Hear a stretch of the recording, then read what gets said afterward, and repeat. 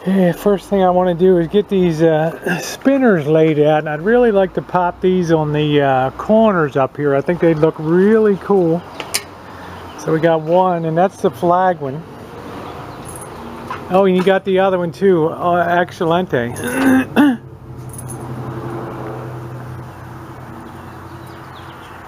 There we go. And those things, of course, will straighten out. And this will remind us of what? Yeah, our Guerneville Pride Parade. That was a nice day. So we're gonna hang. Which one? Do you want the American flag on the right coming out, or do you want the? Actually, let's put the American flag. Okay, we're gonna put the American flag on that corner. Going this way, the flag towards the street. Okay. Probably. And then we'll put that rainbow one, LGBT, over on there. So, okay, good deal. I'm going to get the ladder and get going. All right. Then I'm going to be so hot this afternoon that I'm going to have to do one of your cool down videos. All right. Make sure to check the Missy Jenn channel. All right. Okay, we're going to put the American flag on this side. Number one, right there.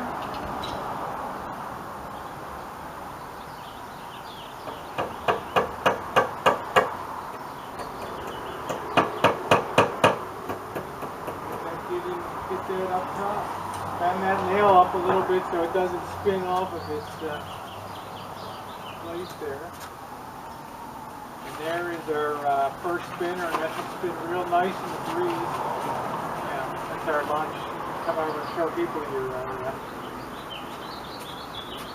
lunchtime harvest of strawberries. Never let it be said that this is not a productive rancho, right?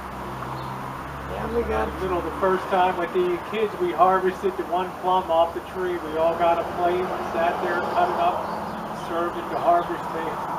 Yeah, there's going to be tons of them. All right, so there's number one. We're going to go over to the other side and get number two up.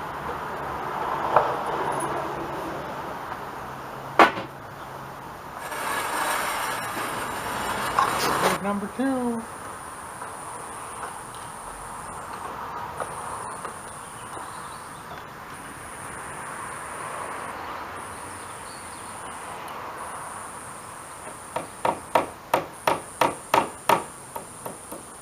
Make sure to bend that nail up or else it'll spin off of there. Feet on the ground. There is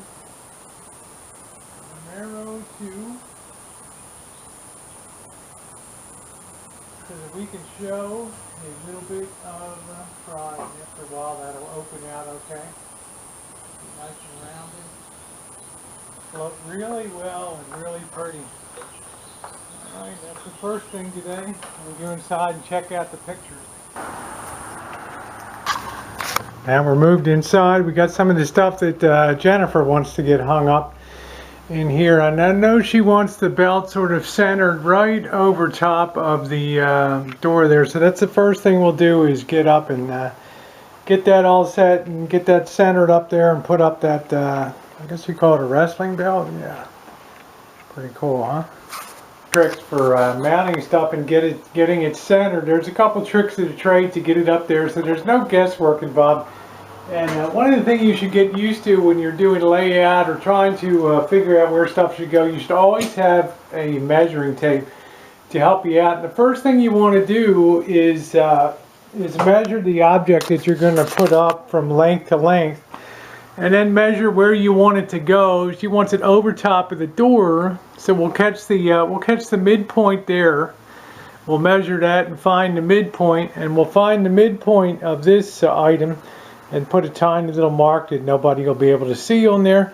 And we'll just line up those two marks, and then we'll mount that. Gotta redo it. Make sure I don't smack my nuts off here anyway.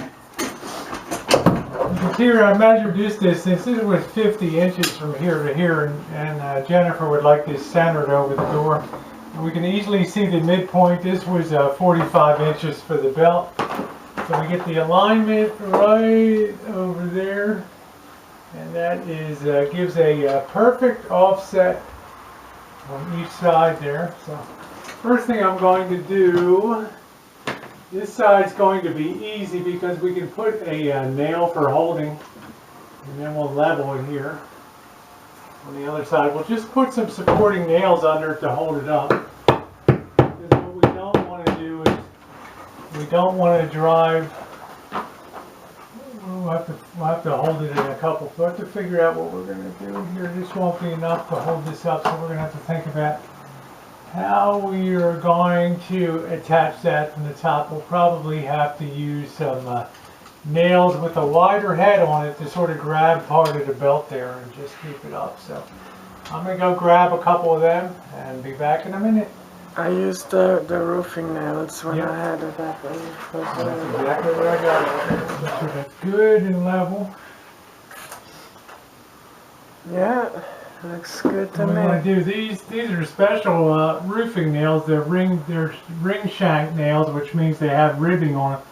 But they also have a little bit of rubber on them, so it doesn't mar the surface of what we're going to be hanging up here. So we'll put one at the bottom here.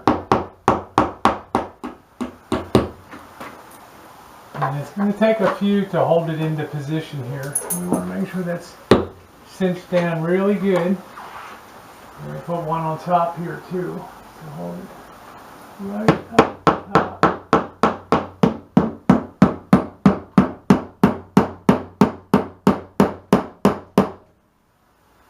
Okay, and then we're going to put one at the bottom, and that should do it here.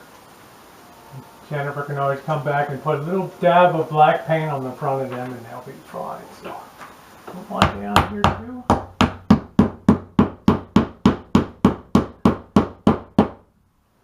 Hitting a stud there, that's good. Yep, and that thing is not going to go anywhere. Okay, plus nothing had to mar the belt at all, so that rubber will always keep it protected. So it's a-okay. So one down and a few more to go. Alright, next we're going to put up your dream catcher. The things we're going to be putting up today are super light. They're not going to put any pressure on any pulling down force. So as long as we draw a good angle through the drywall there, these will be perfectly fine. Get them into there's your dream catcher. Alright. Sweet. And then we got to figure out here, where do you want our pictures, maybe in the center and then these to the left, or what you're thinking. So I need to go get the level. Anytime you're going to put pictures side by side, you need to hang one up and then get the level to establish for the other one. Be right back. Whenever we're hanging up, we want to measure our effective space. Here is about 36 inches. So it'll be, that'll be pretty good. If it just depends how high you want that to go. So if we measure 18 inches right there. My pen went. Oh, it's in the bed. Muchas gracias. De nada. Here's our, we got our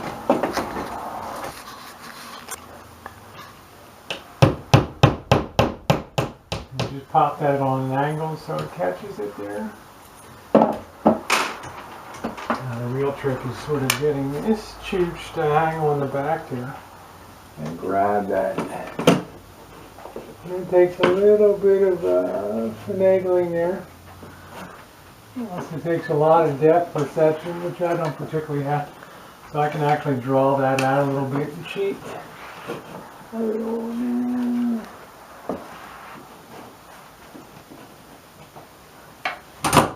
Then I can push that in, and that's not going anywhere. Okay, so there's number one, and we can always come back and touch up. Got that. We got two side by side there.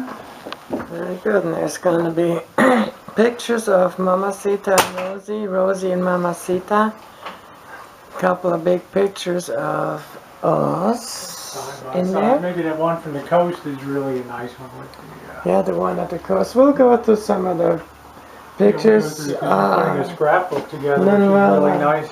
Check that out, and then we'll pick, and then I'll have them blown up to the size that we need. And then we want. Now the question is, do you want your pictures to go below down here, which I think would be kind of Yeah, nice. yeah. Perfect. Pop them between there, and you can offset them a little bit if you want, or keep the symmetry. Yeah, let's keep it symmetrical. All ready for getting pictures in there. We're all good to go.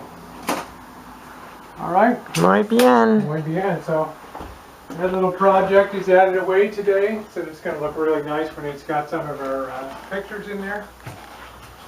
And, yeah, real nice. So that one little crooked on the bottom. I'm going to straighten that up a little bit.